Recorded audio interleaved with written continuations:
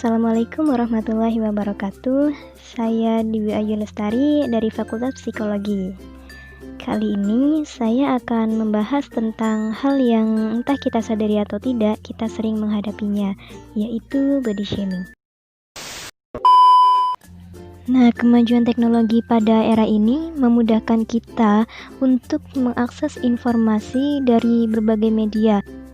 Hal ini kemudian berdampak pada penyebaran nilai-nilai yang dapat mempengaruhi perspektif kita, termasuk standarisasi tubuh ideal, baik bagi laki-laki maupun bagi perempuan.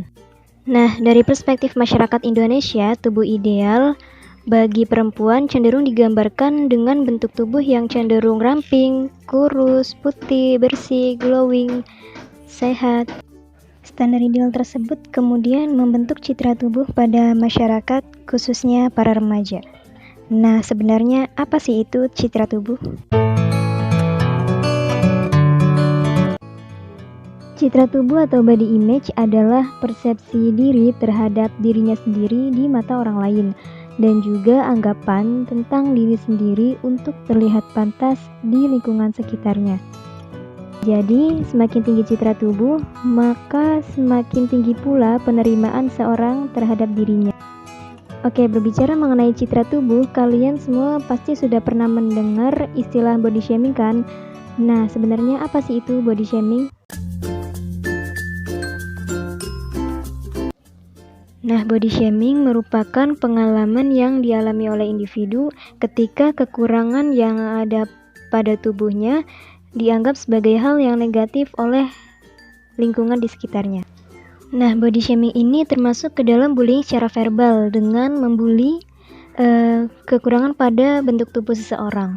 Mungkin bagi orang lain atau bagi si pelaku body shaming ini, hal itu merupakan hal yang biasa, hal yang tidak berarti. Tetapi bagi korban body shaming ini, hal itu bukan lelucon, tapi bisa sangat menyakitkan untuk beberapa orang.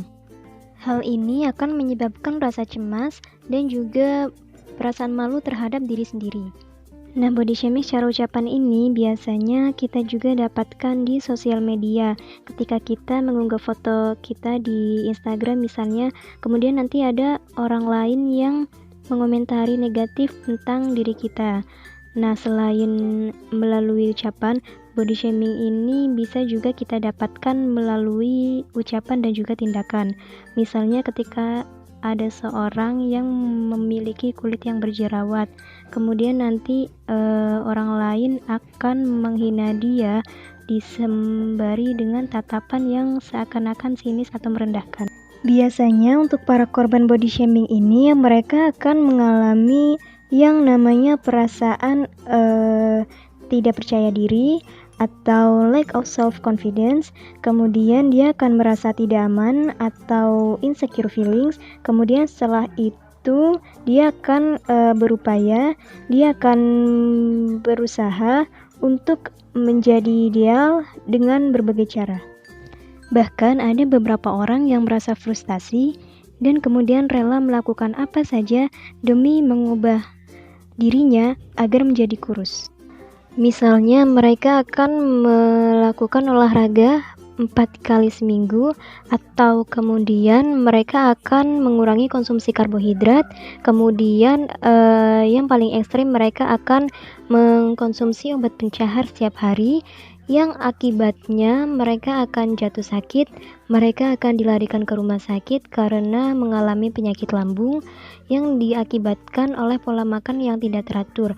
Bahkan menurut riset akan terjadi banyak perubahan sikap yang dialami oleh para korban body shaming ini. Misalnya dia akan mudah tersinggung, dia akan malas makan, cemas, kemudian bahkan yang lebih parahnya lagi, ia akan sampai depresi. Meski demikian, tidak semua individu yang mengalami body shaming ini akan menjadi down hingga mengganggu kesehatan mentalnya. Masih terdapat aspek internal di mana individu mampu menyikapi dengan baik informasi dan evaluasi yang diterima kepada dirinya. Nah, dalam hal ini, konsep diri memiliki peran yang penting dalam menentukan perilaku individu. Kemudian sekarang apakah kalian tahu apa itu konsep diri? Konsep diri adalah konsep seseorang tentang apa dan siapa seorang tersebut. Oke, jika seorang individu memiliki konsep diri yang baik, yang positif, maka nantinya individu itu akan mengerti, akan memahami diri sendiri dengan baik. Ia akan mampu menghargai diri sendiri, kemudian ia juga bisa memperbaiki diri ke arah yang lebih baik. Kemudian ia juga mampu untuk menempatkan diri di dalam lingkungannya. Oleh karena itu, di era yang sedang marak kasus body shaming ini, individu sangat perlu untuk memahami dan meningkatkan konsep dirinya agar tetap positif. Jadi, individu akan tetap mampu mencintai dan menerima bentuk tubuhnya tanpa perlu minder karena komentar-komentar di lingkungannya. Oke, tadi saya sudah menjelaskan tentang konsep diri. Nah, mungkin kalian akan bertanya-tanya sebenarnya bagaimana sih caranya supaya kita mampu meningkatkan konsep diri kita?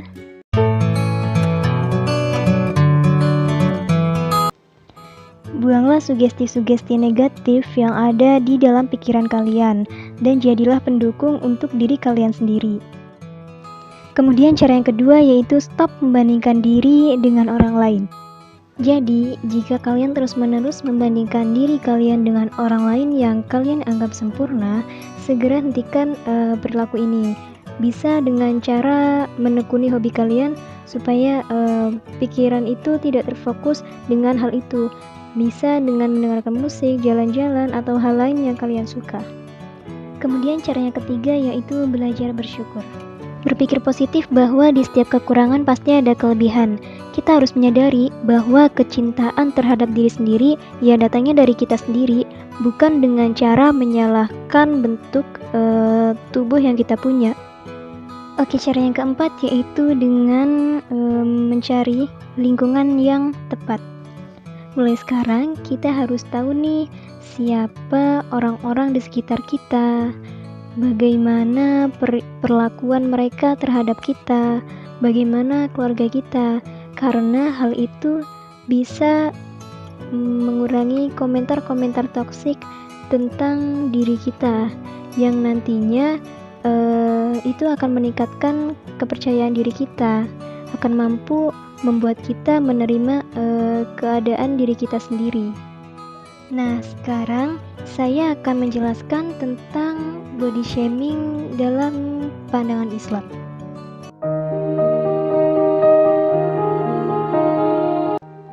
Nah, kita semua tahu bahwa setiap ciptaan Allah itu ada hikmahnya. Setiap ciptaan Allah itu ada tujuannya. Dan kita semua itu tidak berhak untuk mencela atau bahkan menghina ciptaan Allah. Oke, sekarang saya akan memberikan salah satu kisah tentang kisah dari sahabat Abdullah bin Mas'ud. Apakah kalian pernah mendengar kisah ini? Jadi ceritanya seperti ini. Sahabat Abdullah bin Mas'ud ini memiliki betis yang sangat kecil. Ketika beliau sedang mencari ranting untuk dijadikan siwak, kemudian pada saat itu angin berhembus sangat kencang hingga menyingkap betisnya. Nah, sahabat yang melihat hal ini, yang melihat kejadian ini, kemudian mereka menertawakan Abdullah bin Mas'ud karena ia memiliki betis yang sangat kecil. Kemudian Nabi Muhammad SAW yang melihat kejadian tersebut kemudian menegur para sahabat dan berkata, "Wahai sahabat, apa yang membuat kalian tertawa?" Kemudian para sahabat pun menjawab, "Wahai Nabi Allah, karena bentuk betisnya yang sangat kecil." Kemudian Nabi Muhammad SAW bersabda, Demi zat yang jiwaku berada di tangannya, sungguh kedua betis itu lebih berat di timbangan daripada gunung Uhud. Hadis tersebut menunjukkan bahwa mencela atau menghina fisik hukumnya haram. Jika kita perhatikan, di situ para sahabat tidak mengeluarkan kata-kata hinaan. Mereka hanya menertawakannya saja. Tetapi itu sama saja dihukum haram. Allah melarang kita untuk mengolok-olok dan menghina orang lain. Allah berfirman dalam Quran Surat Al-Hujurat ayat 11. Hai orang-orang yang beriman, janganlah kalian memperolok kaum lain, karena bisa jadi mereka yang diolok-olok lebih baik daripada mereka yang memperolok-olok. Dan janganlah pula wanita-wanita memperolok wanita lain, karena bisa jadi mereka yang diperolok-olok lebih baik daripada yang memperolok-olok. Dan janganlah kamu mencela dirimu sendiri, dan janganlah kamu memanggil dengan gelar-gelar yang buruk. Seburuk-buruk panggilan ialah panggilan yang buruk setelah iman. Dan barang siapa yang tidak bertaubat, maka mereka termasuk ke dalam orang-orang yang zalim. Quran Surat Al-Hujurat ayat 11. Ayat ini menerangkan tentang larangan kita untuk tidak menghina atau mengolok-olok orang lain. Walaupun maksudnya kita adalah bercanda, tetapi apabila membuat orang lain merasa tidak nyaman atau merasa dihina, maka hal itu dilarang oleh agama. Sadarkah kita bahwa menghina fisik seseorang sama saja dengan menghina sang pencipta fisik tersebut? Di dalam hinaan tersebut, walaupun didalihkan hanya untuk bercanda, tetapi di situ terselip perasaan bahwa kita merasa lebih sempurna dibandingkan dengan orang lain. Perasaan sombong ini tentulah bukan hak manusia.